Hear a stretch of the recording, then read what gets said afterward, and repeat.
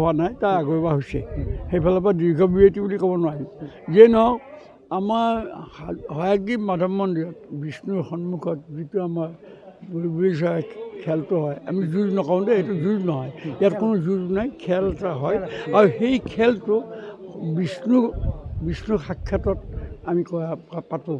আৰু প্ৰত্যেক বছৰে যেতিয়া এই সংক্ৰান্তিৰ দিনাখন বিষ্ণুক আমি উলিয়াই আনি পেলাই গোটেই সাজুখন ঘূৰাওঁ, আৰু সেই তাৰ আগৰ মুহূৰ্তত খেলখন পাতি তেখেতে বিষ্ণুৱে উপভোগ কৰে বুলি কিতাপতো আছে। আৰু এইটো এটা আগৰ পৰা চলি অহা প্ৰথা, বহুত পুৰণা। আৰু এই বস্তুটো বিষ্ণুৰ লগত জড়িত থকাৰ কাৰণে এইটো ধৰ্মীয় আৱেগ অনুভূতিৰ এটা খেল। আৰু এই খেলটোত কোনো ধৰণৰ বাধকতা থাকিব নালাগে। আৰু আপোনালোকে জনাটো উচিত, যেনেকৈ পশু পক্ষীৰ ওপৰত বা জন্তুৰ ওপৰত 1972 চনত মানে এটা cruelty to the animal act এটা গভৰ্ণমেণ্টে পাছ কৰিছিল। সেইটোৰ ক্ষেত্ৰত যিবিলাক মানে পশু পক্ষী বা যি আছে, এইবিলাকৰ পৰা অত্যাচাৰ কৰিব নোৱাৰে, একো মাৰধৰ কৰিব নোৱাৰে, কোনো ধৰণৰ তেনেকুৱা কৰিলে শাস্তি হয়। সেইকাৰণে আজিকালি বান্দৰবিলাকো যে আছে, বান্দৰবিলাকৰ আগত যেনেকৈ মানুহে মাৰধৰ কৰিছিল বা গুলি চুলিও কৰিছিল, এতিয়া সেইবিলাক কৰিব নোৱাৰে, কৰিলে মানে তেওঁৰ ওপৰত ব্যৱস্থা। যেনেকৈ আপোনালোকে নিজেও জানে, হৰিণক ছলমান খানে হৰিণক যেতিয়া মাৰিছিলে তেতিয়া তেওঁ জেইল হৈছিলে। গতিকে আমাৰ তেনেকুৱা এটা খেল, সেই খেলটোত আমাৰ অইন খেলবিলাকৰ লগত আমাৰ নিমিলে। যেনেকৈ আহঁতগুৰি যিটো ম'হ যুঁজ আছে, সেইটো যুঁজ, আৰু তাতে ইঞ্জুৰি হয়, সিহঁতৰ যুঁজ কৰোঁতে ইঞ্জুৰি হয়, তেজ ওলায়, মানুহৰ জখম হয়, মহত জখম হয়। কিন্তু আমাৰ যিটো বুলবুলি চৰাই নিমাখিত প্ৰাণী, তাতে এই প্ৰাণীবিলাকক কোনো ধৰণৰ ধৰি আনিব নালাগে।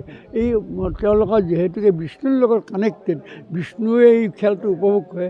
খেলৰ আগে আগে আজি একমাহমানৰ পৰা এই বুলবুলি চৰাইবিলাক কাষত ঘূৰি ফুৰিছে।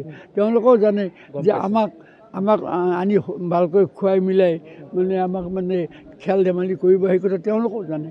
যিটোৰ কাৰণে নেকি তেওঁলোকে এই ওচৰে পাঁজৰে থাকে, আমাৰ ইয়াত যিবিলাক অনুষ্ঠান আছে, তেওঁলোকে আনি তামচা ফূৰ্তি কৰি ভিতৰত তেনেকৈ ধৰণে ধুনীয়াকৈ খুৱাই মেলি তেওঁলোকে গা পা ধুৱাই দি সেইদিনাখন যিদিনা বিহু সংক্ৰান্তিৰ যিদিনা আছে, সেই সংক্ৰান্তিৰ দিনাখন আনি পেলাই তেওঁলোকে খেলখন সকলোৱে উপভোগ কৰে। আনকি যোৱা বছৰ আগৰ বছৰ চিফ মিনিষ্টাৰে নিজে এই খেলখন উপভোগ কৰিছে।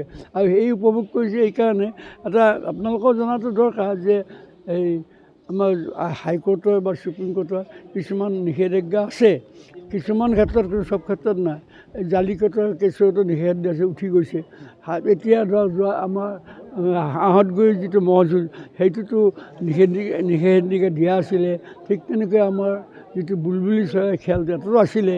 কিন্তু যোৱাবাৰ আগৰবাৰ গভৰ্ণমেণ্টে এই নিষেধাজ্ঞাৰ ওপৰতো সুপ্ৰিম কোৰ্টৰ মানে সাপেক্ষে তেখেতসকলৰ কনচেণ্ট লৈ কিছুমান SOP কৰি পেলাই, SOPৰ জৰিয়তে কিছুমান নিয়ম বান্ধি দিছিলে। সেই নিয়মৰ জৰিয়তে খেলখন পাতিছিল, সকলোৱে উপভোগ কৰিছে। আৰু ইয়াত যিবিলাক ধৰ্মীয় লোক আছে, যিসকল আহে, তেওঁলোকে এই খেলখন উপভোগ কৰিবলৈ আহে। প্ৰবাদ আছে যে এই খেলখন চাবলৈ আহিলে তেওঁলোকৰ পুণ্য হয়, আৰু সেই পুণ্যটোৰ ভাগ বিষ্ণুৱে অকলে নাপায়, তেওঁলোকৰ যিবিলাক ধৰ্মীয় তেওঁলোকৰ আছে, দেৱতী আছে, এই দেৱতীবিলাকেও ভাগ পায়। আৰু এইটোও প্ৰবাদ আছে, ইয়াত যদি এই খেলখন উপভোগ কৰি যায়, তেতিয়াহ'লে দ্বিতীয়বাৰ তেওঁ মৰাৰ পিছত তেওঁ ইয়াত পৃথিৱীত জন্ম ধৰিব নালাগে, তেওঁ স্বৰ্গত যায়। এনেকুৱাও কথা কিছুমান আছে।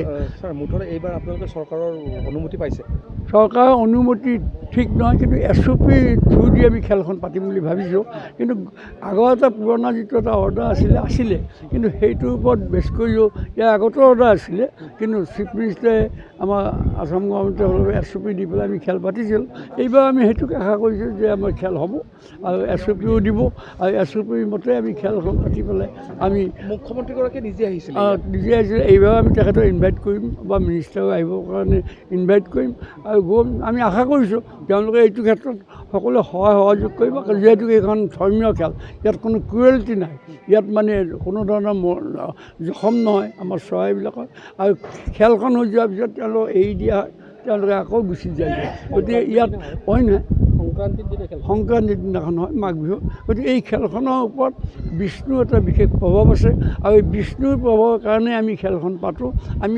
আমি সঁচাকৈ আমি বাধ্য, কাৰণ ভগৱানক সন্তুষ্ট কৰিবই লাগিব। ভগৱানক সন্তুষ্ট কৰিবৰ কাৰণে আমি গোটেই নগৰত ঘূৰাই লওঁ, আৰু তাৰ আগতে বিষ্ণুৰ আগত আমি খেলখন আমি গোটেইখিনি ঠিক ঠাক কৰিলোঁ, কেনেকৈ খেলখন পৰিচালনা কৰিব লাগিব। আৰু সেই ক্ষেত্ৰত আমি আশা কৰিছোঁ আপোনালোকো নিশ্চয় আহিব, আহি আপোনালোকে উপভোগ কৰিব। যিকোনো খবৰৰ বাবে যোগাযোগ কৰক আমাৰ এই নম্বৰত 9181 307 221।